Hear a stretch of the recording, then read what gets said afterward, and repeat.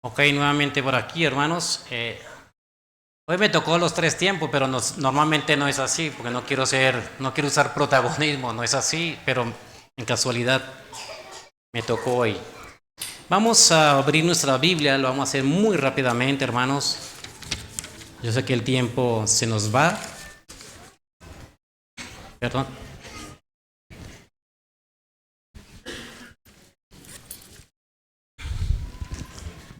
El machete. Por acá. Sí, siempre hay que tener algo para recordar. Tomemos tiempo entonces para estudiar la Escritura. Somos una iglesia que creemos en la autosuficiencia de las Escrituras. Yo lo dije la vez pasada. Lo único que usted y yo necesitamos de forma continua es ser expuestos a la Biblia. El día lunes, el día martes, el miércoles, hasta el domingo, continuamente ser expuesto a la verdad bíblica, todos los días. No necesitamos otra cosa. No necesitas un psicólogo, un psiquiatra, un terapeuta, no necesitas unas vacaciones, vendrían bien. Pero lo que necesitamos realmente para nuestra vida de forma integral, para la familia, para los hijos, para la parte laboral, si eres jefe, si eres un vecino, porque ahorita la Biblia hablar acerca de los vecinos también, ¿no? El lugar donde te muevas, lo único que necesitamos es la Escritura, no otra cosa.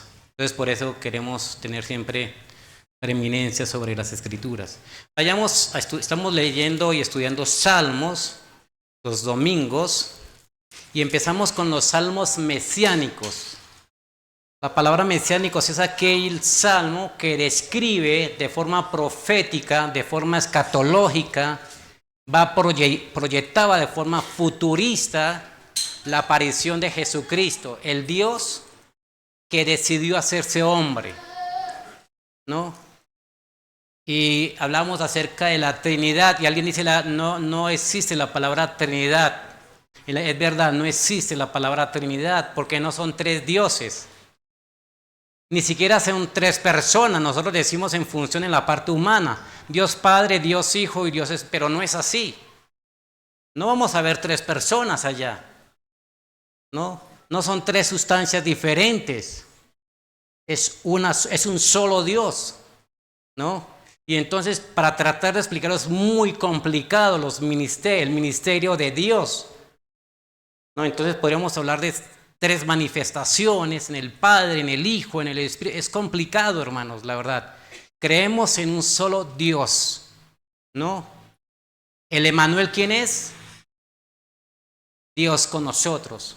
Y entonces Isaías capítulo 9, hay algunos títulos por ahí que describen proféticamente a Cristo, al Hijo eterno de Dios, pero esas descripciones hablan de las virtudes, cualidades y atributos de Dios mismo, ¿no? O como Cristian decía, el hombre que le preguntó, muéstranos al Padre. Y él le dijo, ¿qué pasó, muchachos? He estado 3 años con vosotros y no me conocéis, ¿no? O cuando Pilato le dijo, te van a juzgar, querido hombre, te van a juzgar porque te has hecho a ti mismo Dios. ¿Y eres tú Dios? Y él dijo, tú lo has dicho. Dios difícil, complicado. Entonces vemos ahí esa proyección escatológica, profética acerca del Dios hecho hombre, el Dios que tomó un cuerpo prestado, ¿no? Habitó entre nosotros, ¿no es cierto? Y vimos la gloria como del unigénito del Padre. Entonces veamos el capítulo 22.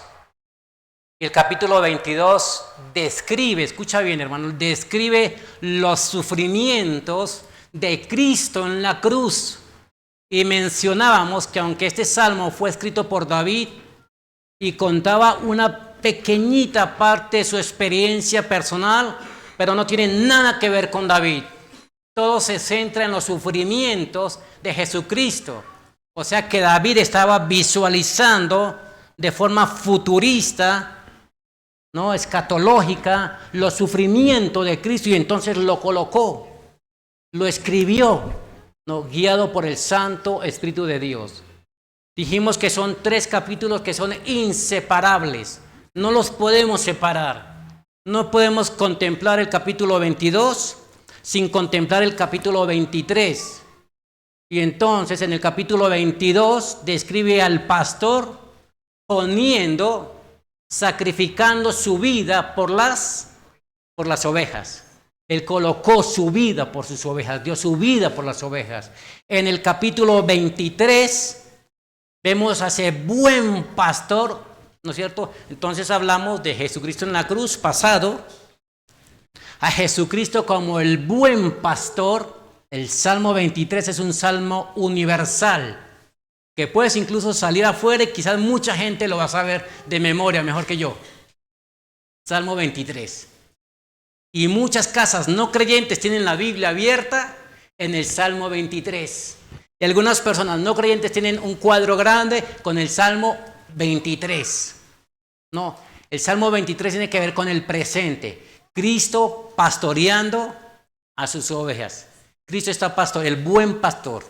No hay pastores humanos, ¿ah? No. Ese título es divino, es centrado en nosotros. Somos líderes o ancianos, hombres, no sé, ovejas, como usted le llame. El pastor es Él, Jesucristo, el buen pastor, haciendo un trabajo en el presente. Y Carlos hizo una muy buena exposición la semana pasada, hablando acerca del pastor, hablando de la provisión del pastor.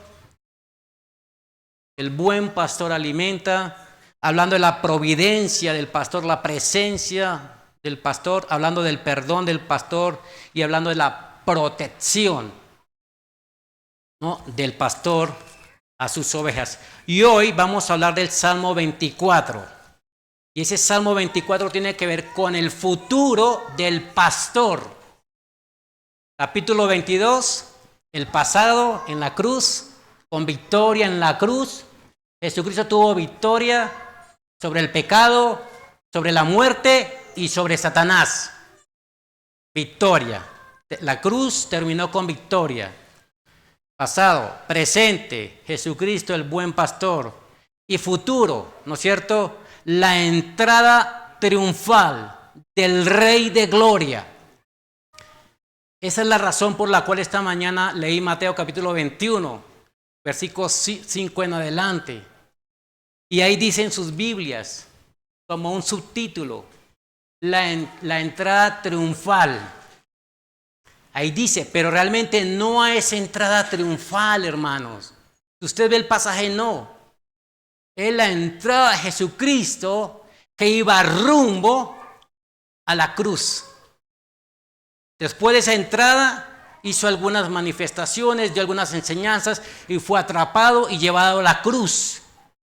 Realmente, pero sí va a haber una entrada triunfal en calidad de Rey de Reyes, de Señor de Señores, del poderoso, de Jehová de los ejércitos, porque así lo describe el Salmo. Entonces vamos, como es cortito el Salmo, lo vamos a leer y después vamos a hacer algunas connotaciones, ¿no es cierto?, del Salmo. ¿Les parece? Vamos a leerlo.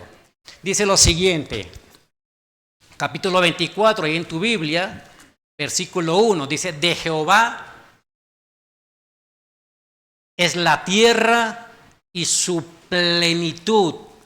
Escucha bien, leamos bien, escuchemos bien, entendamos bien. De Jehová es la tierra, de forma plena, completa, le pertenece. El mundo no tiene que ver con las personas ni sistema social, político, económico, no. Tiene que ver con el cosmos. No, toda la parte de la creación, las órbitas, las esferas, las estrellas, no, todas las galaxias, el mundo, y después, y los que habitan ese mundo, en el caso serían las personas, porque da la razón del por qué Él es el dueño de forma plena, porque Él la fundó sobre los mares y la afirmó, Él es el creador de la tierra. Entonces, por tanto, tiene el derecho de pertenencia. Versículo 3. ¿Quién subirá al monte de Jehová y quién estará en su lugar santo? Hay una pregunta. Y se me olvidó decirle, hermano, que esta es la parte, como está escrita, es una parte coral. ¿No es cierto? Es como si hubiese un coro, ¿no es cierto?, a dos voces. Yo no sé cómo ahí en música, Cristian sabe. Unos cantan en forma de pregunta y los otros responden. No sé cómo se llamaría eso musicalmente, ¿no? ¿Te acuerdas, Cristian? ¿Cómo sería ese interludio? ¿Cómo no? Bueno, no sé cómo se llamaría ahí. Ok, unos cantan en forma de pregunta y el otro grupo responde. Esa es la idea de este salmo. Y usted sabe que los salmos era el himnario de los judíos. Ellos cantaban los salmos, por eso memorizaban muchos salmos, los cantaban, ¿no? Porque los salmos no son para pequeños devocionales en casa. Hago un pequeño devocional en el salmo, ¿no es cierto? Y ya hice mi devocional. No, hermanos, los salmos están cargados de doctrina fundamental para la iglesia. Importante, hermanos. Y esto habla acerca de la actitud de adoración en la vida del creyente, de exaltación a Dios.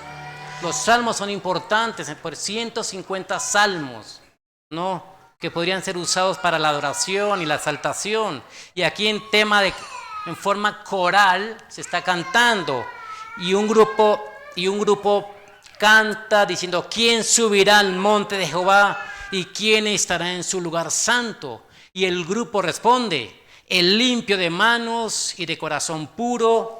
Entonces habla de 4 virtudes de los que se acercan a Dios. En primer lugar, el limpio de manos y puro de corazón. Segundo, el que no ha elevado su alma a cosas vanas. Tercero, ni jurado con engaño, ¿no? Él recibirá la bendición de Jehová y justicia de Dios de salvación. Es una promesa. Tal a la generación, dice, una generación. Habla de una generación del pasado que le buscaban. Pero hoy tenemos una generación, un remanente fiel que sigue buscando, que sigue adorando a Dios. Y es la iglesia. Versículo 7. Alzad, oh puertas, vuestras cabezas. Es un lenguaje metafórico porque las puertas no tienen cabezas. ¿O sí? No. Pero hay una figura aquí. Alzad, oh puertas, vuestras cabezas y alzaos vosotros puertas eternas. Y entrará el Rey de Gloria, canta un grupo. Y el otro grupo pregunta: ¿quién es este Rey de Gloria? ¿No? Jehová el fuerte y valiente, Jehová el poderoso en batalla, Jehová. Y lo describe aquí. Alzad, oh puertas, vuestras cabezas y alzaos vosotros puertas eternas y entrará el Rey de Gloria. ¿Quién es este Rey de Gloria? Jehová de los ejércitos. Es el Rey de Jehová de los ejércitos. Jehová. Este es el Rey de Gloria. Pero que pregunta: ¿quién es este Rey? ¿Quién? En el canto, y entonces el grupo: Jehová de los ejércitos. Él es el Rey de Gloria. Y por 6 veces consecutivas el salmista habla acerca del Rey de Gloria, el Rey de Gloria, el Rey de Gloria, el Rey de Gloria. ¿No es cierto? Haciendo mención acerca de la persona Jesucristo. Quiero mencionar para seguir, hermanos, y personas que nos visitan también. Nosotros vemos con mucha claridad, ¿no es cierto?, tanto en el Antiguo Testamento como en el Nuevo Testamento, contemplamos el plan eterno de Dios, ¿no?, que incluye un periodo de gobierno de 1000 años, en donde Él estará presente. Jesucristo estará presente. Y Jesucristo reinará por un periodo de 1000 años sobre las naciones de forma entera. Todas las naciones sometidos a Él de forma completa, política. Él tendrá el control absoluto, económico, social, espiritual, moral, control absoluto. ¿Y qué creen? Él reinará con su amada iglesia. Su amada iglesia le acompañará en calidad de esposa, reinando. Entonces el salmista está describiendo esto, hermanos. El gobierno que va a venir, que está por entrar, hermanos. ¿No? Al final de un periodo que nosotros llamamos la tribulación y la gran tribulación, acerca de la ira, el juicio de Dios sobre las naciones. Finalizando ese tiempo, empezará este periodo.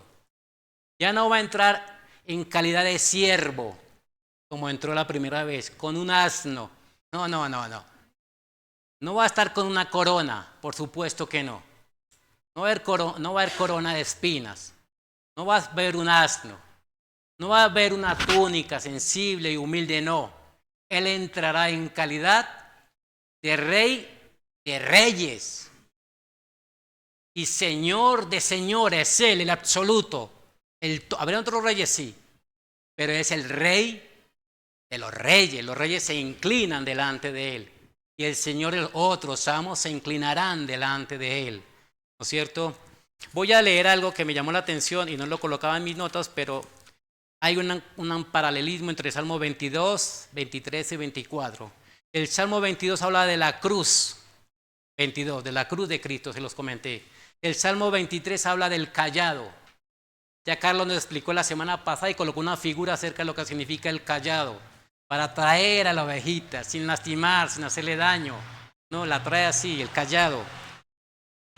Y en el Salmo 24 habla de la corona. No una corona de espinas, una corona de rey. De rey, hermanos. En la cruz habla de la gracia. En el capítulo 23 habla de la guía del buen pastor. Y en el capítulo 24 habla de la gloria del rey. ¡Wow, hermano! Impresionante eso. ¿Cómo va a aparecer Cristo? Luces, reflectores. ¿Qué va a hacer que lo va a iluminar? Los ángeles viniendo del cielo, hermanos. Y todo ojo le verá. No estamos hablando del rapto. Estamos hablando de la segunda venida, de la parupcia de Cristo. Descenderá sobre Jerusalén, sobre el monte de Sión. Una pequeña elevación, una montaña pequeña, no una montaña como la de Bernal ahí, un cerro, no. Una pequeña montaña en Jerusalén descenderá, pisará el monte, ¿no? Con una gloria impresionante, todo ojo le verá, hermanos. Y estos hombres que quedaron escandalizados por el sufrimiento y la muerte de Cristo son los mismos hombres que quedan asombradísimos por la presencia de Cristo en condición de rey. Pareciera un cuento de hadas, ¿verdad? Pareciera como que, ¿cuándo va a suceder? Pero créanme, es así. Es lo que Dios dejó escrito acerca de sus planes y propósitos eternos. El Salmo 23 habla de la espada que atravesó su costado. Es el 22, pero en el Salmo 23 habla de la vara que protege al cordero. Y el Salmo 24 habla del cetro, ¿no es cierto? El elemento, ¿no es cierto?, que simboliza autoridad y gobierno. Salmo 23 habla de la provisión. Él fue la provisión. Él tomó nuestro lugar. Sobre Él se descargó el pecado del mundo. En Salmo 23 habla de la protección del buen pastor. En Salmo 22 habla del sustituto. En Salmo 23 habla del pastor. Y en Salmo 24 habla del soberano, del rey, sobre todas las naciones, pasado, presente y futuro, ¿no? En el Salmo 22 habla de las espinas. Las espinas de la cruz de Cristo tenían 5 centímetros. No son las espinas de nuestras rosas, que son pequeñitas. Tenían 5 centímetros. Y un soldado agresivo, no, tomó una vara y le hizo así a la espina, a la corona. Tac, tac, tac. Entonces las espinas literalmente se clavaron en la cabeza y por eso su sangre, ¿no?, clavado ahí. Y en el presente entonces habla acerca del trono de Dios. Ahora, hermanos, voy a permitirme leer un comentario de William MacDonald, es uno de los hermanos de las iglesias nuestras que ya está en la presencia de Dios. Y escribió un comentario que a mí me llamó la atención y quiero leerlo. Dice: el Salmo 24 mira con anticipación un acontecimiento glorioso que tendrá lugar al final de la tribulación. El final de la tribulación termina con la aparición de Cristo, un trono, a reinar, a juzgar a las naciones, de forma corporal, de forma visible, no es un espíritu, no, forma corporal, visible. Los truenos de los juicios de Dios han cesado, porque los 7 años son juicios delante de Dios, la gran tribulación. Se cumple la segunda venida de Cristo, la parucia, el regreso de forma presencial y gloriosa a la tierra, ¿no es cierto? sujetando a sus enemigos y con una marcha triunfal a Jerusalén. A Jerusalén. ¿Cuál Jerusalén? Hay una Jerusalén. Vaya al mapa, véalo, a esa Jerusalén, la Jerusalén terrenal. La Biblia habla de una Jerusalén celestial y las características de esa ciudad y los fundamentos y los materiales de esa ciudad. Pero aquí se trata de una Jerusalén terrenal, descenderá. ¿Por qué creen que hay tanto pleito en el Medio Oriente? ¿Por qué creen que tantos enemigos se levantan siempre contra Israel? ¿Por qué creen que Adolfo Hitler quiso desaparecer, ¿no? Y mató 50 millones de personas, entre ellas 6 millones de judíos? ¿No? Él quería desaparecer al pueblo judío, aunque su madre era judía, se dice por ahí, ¿no? Y entonces él marcha triunfante a la Jerusalén para reinar. Así como los observadores, una vez sorprendidos por la profundidad del sufrimiento de Cristo, ahora están sorprendidos por la gloria que resplandece la presencia del Señor de señores, William MacDonald. Entonces, hermanos, este salmo así escrito de una forma marcial, ¿no es cierto? Con un tono marcial y triunfante, porque habla de un gobierno, habla de un rey, habla de un ejército de ángeles, ¿no? Que le escoltan, ¿no? Y eso habla de la grandeza del rey, hermanos, toda su escolta, ¿no? Y su gloria. Hermanos, la Biblia habla cuando Dios se hizo presente, ¿no? Y cuando Dios se hizo presente, cuando se inauguró el tabernáculo que Moisés realizó, ¿se acuerdan? Dice que la gloria, el Shekinah de Dios, descendió. La gloria y llenó ese lugar pleno. La gente no veía nada, pero la gente no podía entrar. Es como si tú quisieras entrar, pero hay algo invisible. Dice que la gloria fue un resplandor de luz que lo vieron en las otras poblaciones. Cuando se inauguró el templo de Salomón, en Crónica lo describe de la misma manera, que la gloria de Dios descendió. Y dice que la gloria era tan fuerte que las otras naciones veían un reflejo y preguntaban, ¿qué es esto? Oh, ¿qué es esto? Un reflejo.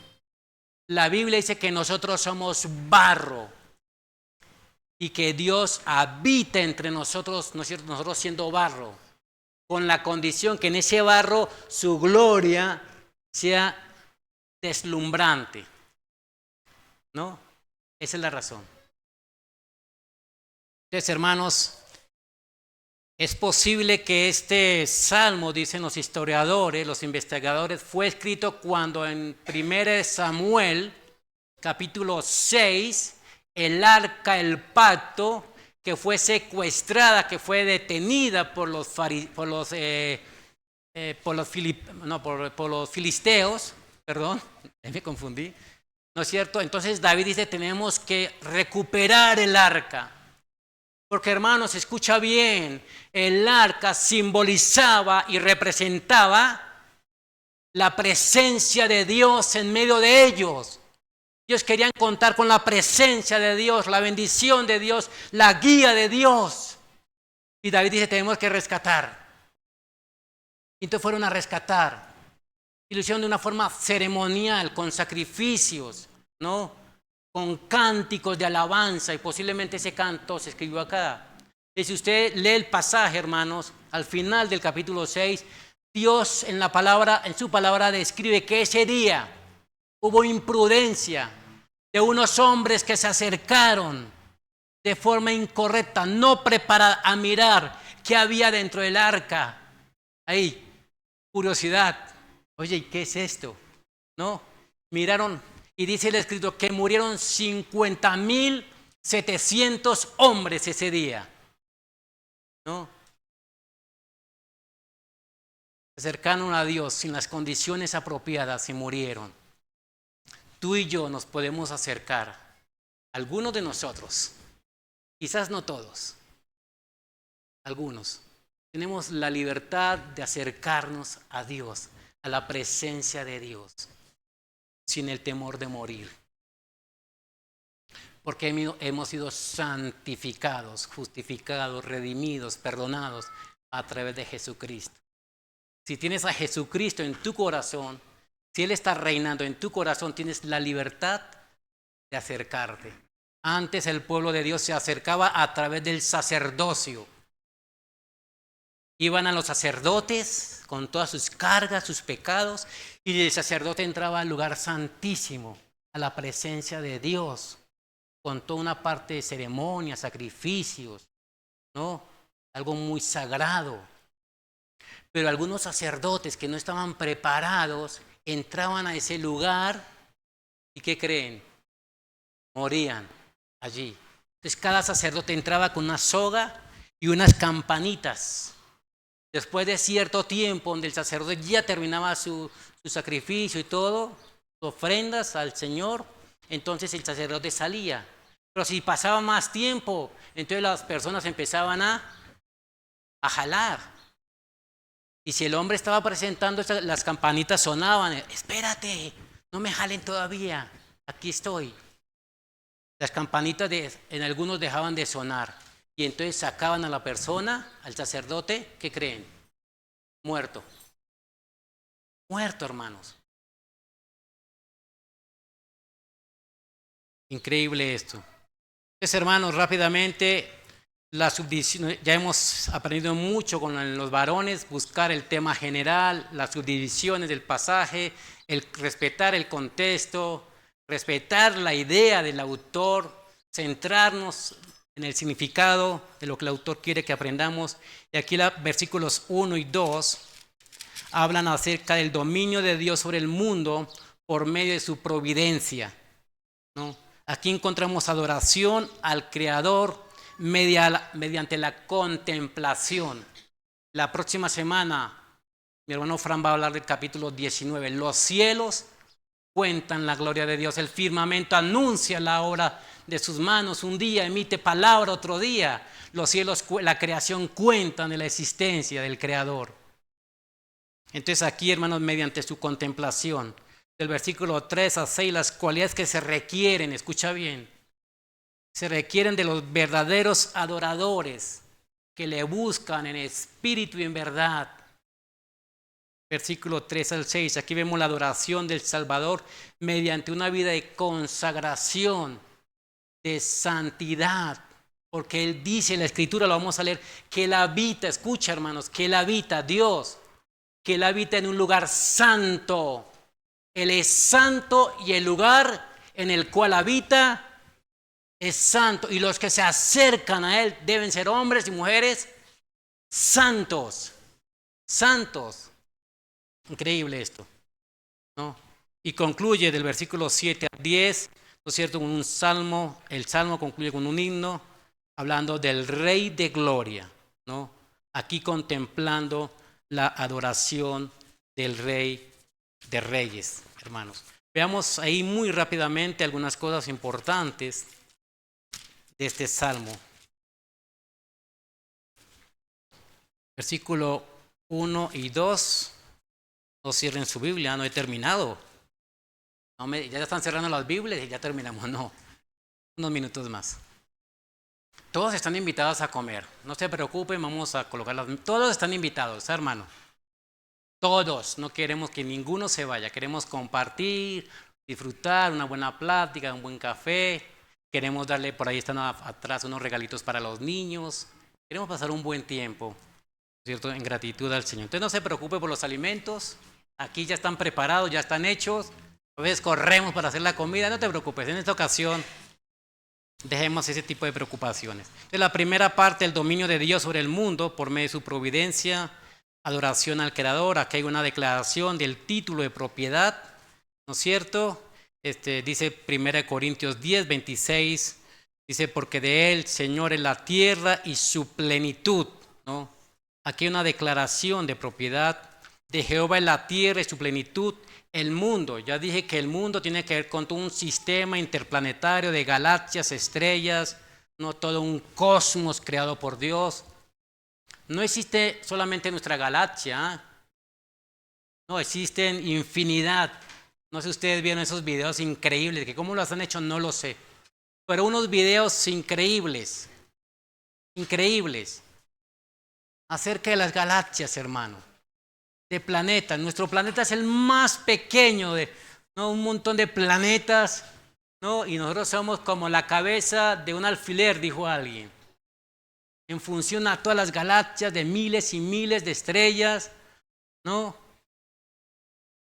Y el salmista hablando de esa creación.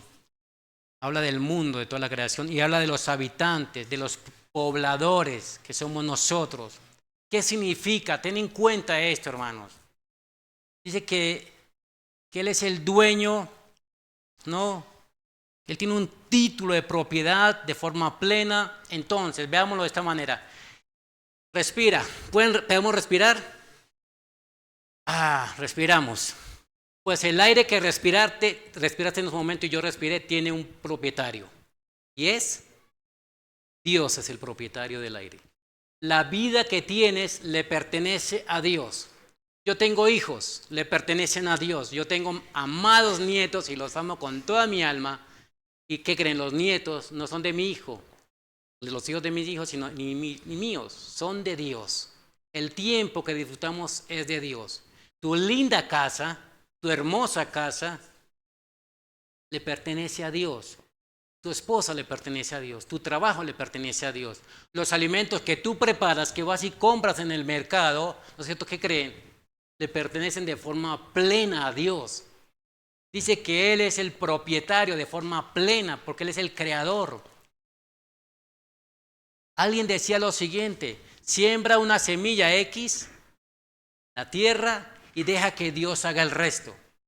Si Dios no hiciese el resto, nosotros no tendríamos que comer. Así es. Si Dios quisiera cerrar la válvula del tanque de oxígeno, ¿sabe qué pasaría con nuestro planeta? Nosotros seríamos historia. Así de sencillo, hermanos. Entonces, continuamente debemos desarrollar un corazón agradecido por lo que tienes. Pero al contrario, somos atrapados por nuestra carnalidad y desarrollamos un corazón quejambroso.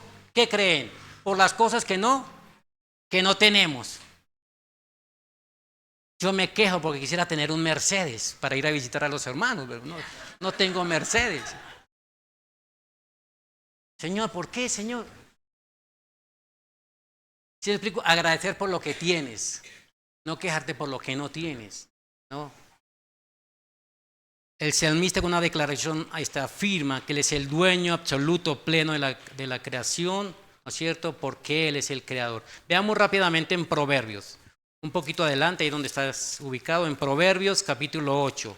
Este texto me encanta, por eso lo anoté aquí, hermanos. Capítulo 8, versículo 22.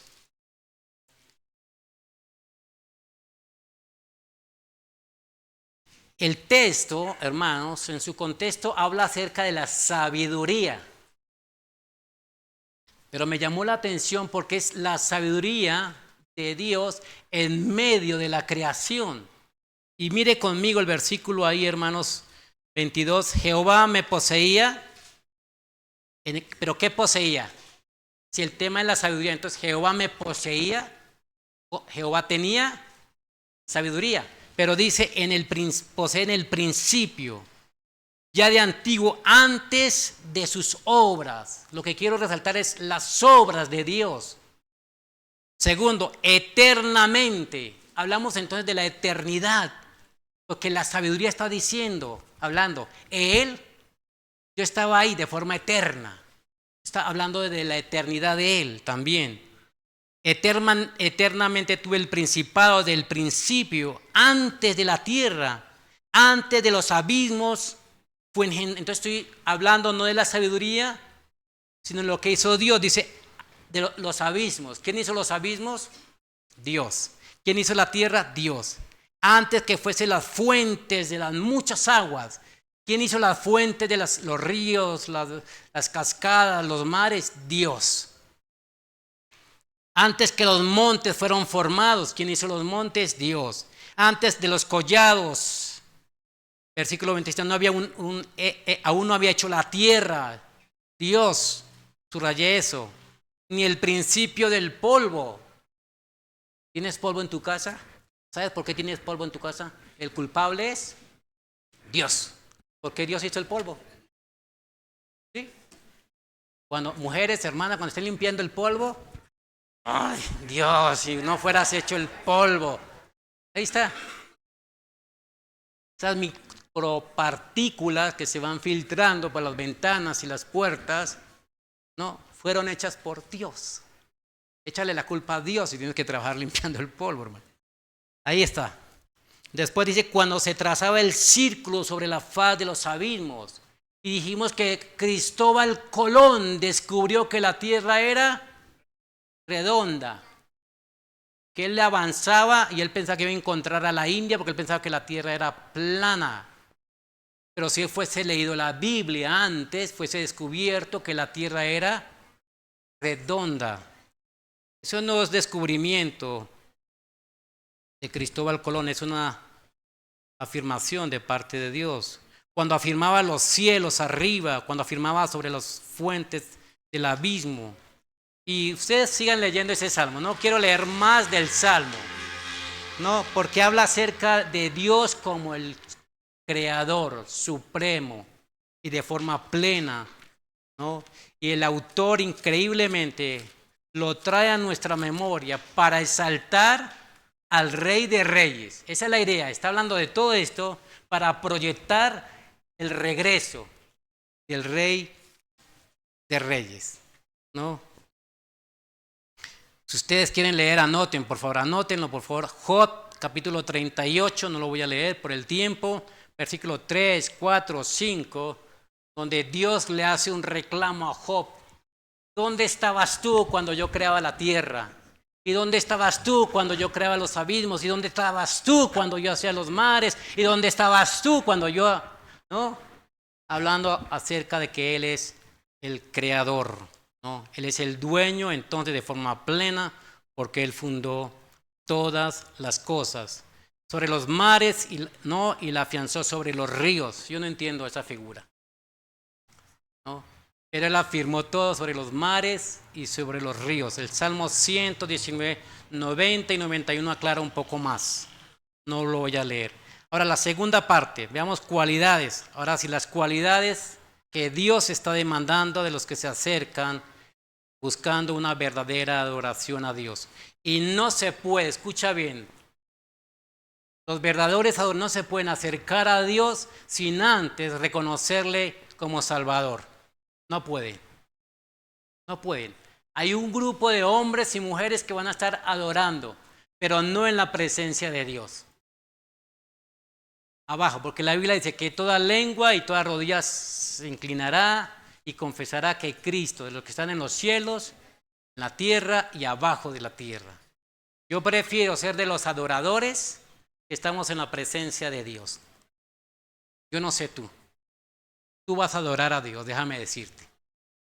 Escucha bien, vas a adorar a Dios y vas a declarar que es Señor de señores y Rey de reyes, y lo vas a hacer con tu propia lengua y lo vas a hacer una forma, una actitud de inclinando tus rodillas y tu rostro a Él. Lo vas a hacer. O en el cielo lo vas a hacer o en un lugar, ¿no es cierto?, de condenación. Los condenados eternamente van a adorar al Señor porque es el propósito de la creación del hombre. El propósito para el cual fuiste creado no es para que seas un hombre exitoso, con carreras, títulos, de buena reputación y un hombre con una base económica sólida. No es el plan de Dios. El plan de Dios en tu creación, querido hermano, y la visita de hoy es para que des gloria a Dios. Y Dios va a cumplir el plan por el cual fuiste formado. Entonces tú vas a adorar a Dios, punto. Fin de la historia. En su presencia, en un lugar santo o en un lugar de condenación. Entonces no podemos hablar de los propósitos de Dios, plural. Debemos hablar del propósito, singular. Lo otro, lo que tenemos, familia, es una casa, es gracia, es un regalo, es la bondad, es la misericordia de Dios para nuestras vidas. Amén, gloria a Dios por eso, ¿no? Entonces miren las cualidades ahí. Las siguientes 4 cualidades describen qué clase de persona entrará en el reino, ¿no es cierto? Y según el texto, el contexto habla del tiempo milenial del gobierno de los 1000 años, un tiempo de paz, prosperidad, no, seguridad, armonía. Pero son los creyentes del remanente de Israel y los gentiles redimidos quienes subirán al templo y vendrán a Jerusalén para adorar. Entonces, ahí dice, ¿quién subirá al monte de Jehová y quién estará en su lugar santo, hablando del Sión, de la ciudad terrenal? Y mira, me interesa, hermano, ver esto para ir cerrando, ¿no es cierto? 4 cualidades. Primero, el limpio de manos. ¿Cuándo te limpias las manos? Cuando tus manos están sucias. Muy bien, mamita, perfecto. Entonces papá y mamá dicen, ¿vas a comer? Lávate las manos. Exactamente, muy bien, excelente. Aprendan esto las niñas, lavarse las manos, por favor. Entonces, limpio, una limpieza exterior que se ve, que se percibe en santidad. No, una limpieza exterior. Dios no está hablando aquí de impecabilidad, no, hermanos, porque continuamente pecamos, pero confesamos delante de Dios, nos apartamos y ahí termina todo. Y nuestra santidad es progresiva, es un proceso de irnos alejando del pecado y acercándonos a Dios. Entonces, una limpieza exterior, puro de corazón, una limpieza interior. Veíamos el día viernes, hermanos, Hechos capítulo 5, la muerte de Ananías, ¿cierto? Y Zafira, su mujer. Y la Biblia dice expresamente, literalmente, dice que ellos intentaron en su corazón mentir, engañar al Espíritu Santo. ¿Lo lograron? No. ¿Pagaron las consecuencias? Sí. ¿Cuáles fueron las consecuencias, queridos varones? La muerte. La muerte, hermanos. Entonces la Biblia habla acá de un corazón puro, limpieza. Y quien tiene la capacidad de limpiar mi malvado corazón, mi perverso corazón, es Dios, a través de los méritos de Cristo. Él es el único que puede perdonar mis pecados y limpiarme de toda maldad. Y lo hizo en la cruz. La tercera cualidad, el que no ha elevado su alma a cosas vanas. No, a cosas vanas. Otra versión, por el lenguaje del hebreo, un hombre que no ha inclinado su corazón a ídolos. Cosas vanas, huecas, sin sentido. Un hombre que no ha inclinado su corazón a cosas de idolatría. Y pensamos que idolatría es tener una estatua o algo así en casa, o una figura de la Virgen de Guadalupe, o un cuadro de Juan Pablo II, ¿no? Con velas y más. Es mucho más que eso, hermanos. Esa sería la parte religiosa. Pero nosotros podemos formar ídolos de muchas maneras. El trabajo puede ser un ídolo, ¿no? Si te gusta el deporte, eres fanático y no el deporte. Tu familia se puede convertir en un centro de idolatría, ¿no? Amistades y demás. Y ahí dice el salmista, no, el que no ha elevado su corazón. Y en cuarto lugar, ni jurado con engaños. La idea es no ha defraudado a nadie. Jurado con engaños. Él no ha defraudado. No ha defraudado, no ha sobornado, no has engañado a nadie. Esa es la idea. Estas cualidades no denotan una vida perfecta, pero sí denotan una vida santa para con Dios. Miremos, hermanos, el Salmo 15. Salmo 15. Estoy alargando la predicación para que tengan más hambre, ¿eh? O sea, no es porque predique tanto, sino, no se preocupen. Salmo 15, es hermoso. Salmo 15 dice lo siguiente, Jehová dice, Jehová de los ejércitos, al Jehová, al Dios eterno, ¿no? Al Yahvé. Jehová, ¿quién habitará en tu tabernáculo? el lugar de la presencia. ¿Quién habitará allí? ¿Quién va a morar en tu monte santo, la Jerusalén celestial? El que anda en integridad, dice la respuesta. El que es íntegro y hace justicia y habla verdad en su corazón. El que no calumnia con su lengua. No habla mal de las personas. No inventa cosas. No hace señalamientos ni juicios. Ni hace mal a su prójimo. Cuidado, hermanos, nuestro prójimo, el vecino, ahí. Cuidado. Ni admite reproche alguno. Ahí está lo que yo le decía antes. No admite reproche, queja alguno contra su vecino. Yo no puedo decir muchas cosas de mi vecino porque mi vecino es mi hermano Francisco. Entonces, yo no digo nada de mi vecino. Si llega tarde, si hace ruido. No. Dice la Biblia, hermano, nosotros nos quejamos tanto por el vecino que colocó el coche ahí, me tapó, entonces digo cosas, siempre lo mismo, que sus perros ensucian la banqueta, y un montón y nos quejamos por la música y por las peleas, ¿no? Y todo el tiempo, ¿no? Y ahí dice la Biblia, hermanos, ¿no? El que no admite reproche contra su vecino, aquel cuyos ojos es vil, es menospreciado, pero honra a los que temen a Jehová. El que aún jurando en daño suyo, por eso no cambia. Si tuviese una amenaza en la idea, alguien que está amenazando, te está intimidando, su corazón no cambia. Esa es la idea.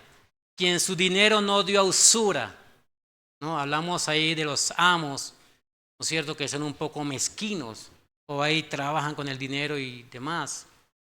Ni contra el inocente admitió cohecho. El que hace estas cosas no va a resbalar jamás. Y para terminar, hermanos,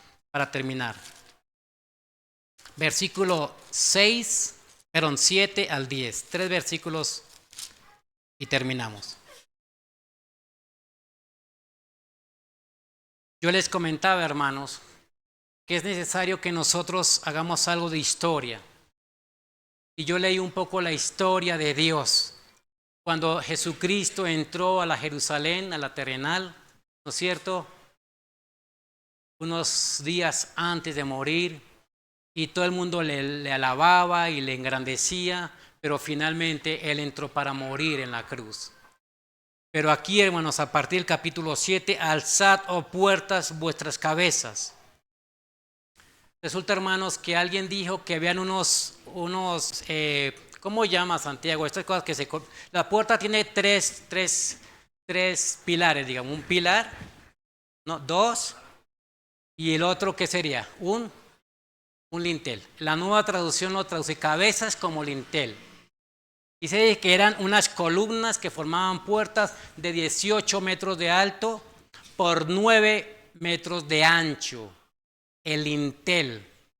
El lintel, de forma figurada, inclina su cabeza para que el Rey de Gloria entre. Esa es la idea. Un lenguaje figurado, ¿no? Simbólico. Alzad, oh puertas, vuestras cabezas, y alzad vuestras puertas eternas, y entrará el Rey de Gloria. Y la pregunta obligada, ¿quién es este Rey de Gloria? ¿No? Y hace 4 descripciones del Rey de Gloria. En primer lugar, dice ahí el pasaje, Jehová el fuerte, Jehová, el Dios eterno, el único, el Dios fuerte, Jehová el fuerte. Después describe ahí, en el versículo 9, Jehová el valiente. En tercer lugar, Jehová el fuerte en batalla. Y el versículo 10 describe Jehová de los ejércitos. Jehová de los ejércitos. ¿No?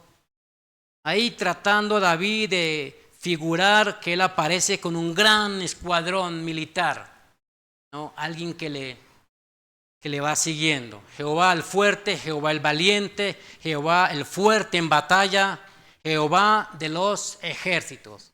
Él viene para gobernar a todas las naciones. Entonces, hermanos, podríamos entonces concluir diciendo que este Rey de Gloria es soberano. Él es soberano. A Él le pertenece absolutamente todo. Todo lo tiene bajo su control. No hay absolutamente nada. Ay, en este momento murió una persona. ¿Qué creen? ¿Murió una persona en este momento en el mundo? Sí. 2, sí. 3, sí.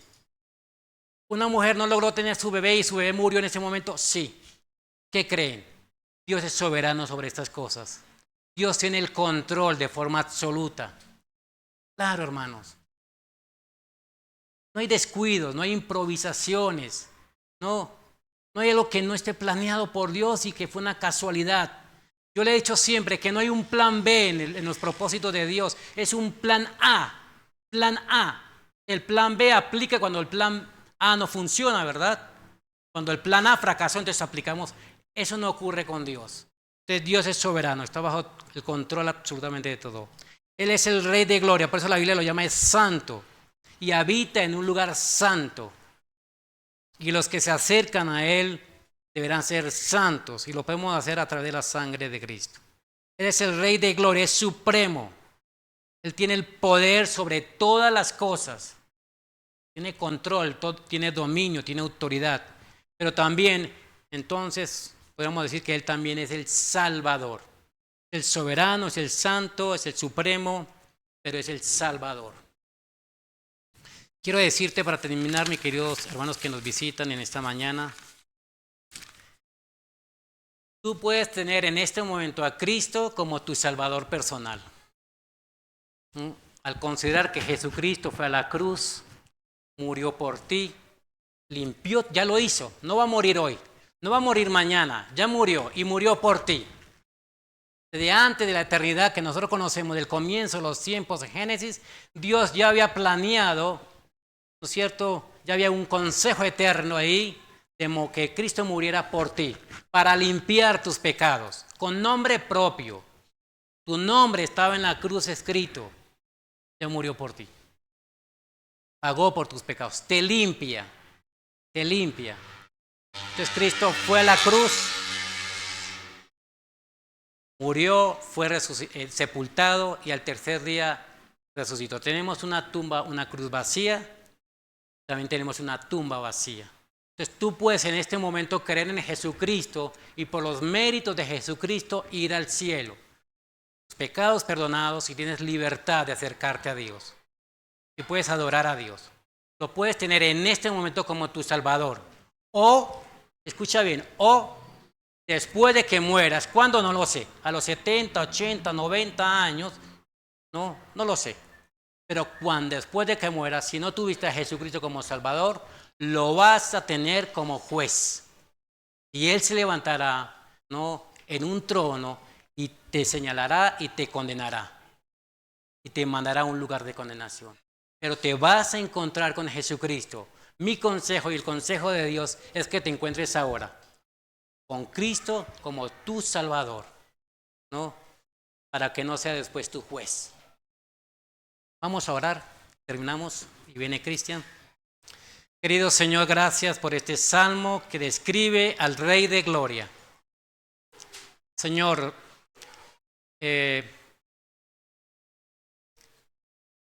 los santos, Señor, de la tribulación, las personas que nazcan y que estén en un periodo del reino milenial, y nosotros, los que estemos gobernando, como la esposa del Cordero, veremos este suceso. El Rey de Gloria, a Jesucristo, entronado con un cetro, con una corona, no con un asno. Señor, en condición de autoridad, de creador, de Rey soberano sobre todas las cosas, y todos adorando al Rey. Señor, gracias por esto. Esos son los planes eternos, Señor, que has descrito en tu palabra. Pero, Señor, gracias porque te presentas también en la misma Escritura como el Salvador. El Dios que se hizo hombre, que fue a la cruz, murió, fue sepultado y al tercer día resucitó. Yo te pido, Señor, que en esta mañana hay personas nuevas que nos visitan. Señor, dale la oportunidad, Señor, o úsanos para explicarles acerca de la salvación que tenemos en Cristo Jesús, que son por los méritos de Cristo y que ellos se pueden convertir en hijos de Dios. Ahora son creación de Dios, pero se pueden convertir en hijos de Dios a través de la cruz de Cristo, a través de los méritos de Cristo. ellos puedan recibir a Cristo en sus corazones y tener la plena seguridad de que podrán entrar a ese lugar santo, santísimo, la misma presencia de Dios, y adorar y conocer y exaltar al Dios de la Biblia. Señor, gracias por este tiempo y oramos, Señor, por lo que sigue, los alimentos, la convivencia, que sea todo para tu nombre. Oramos en ti. Amén. Gracias, hermanos.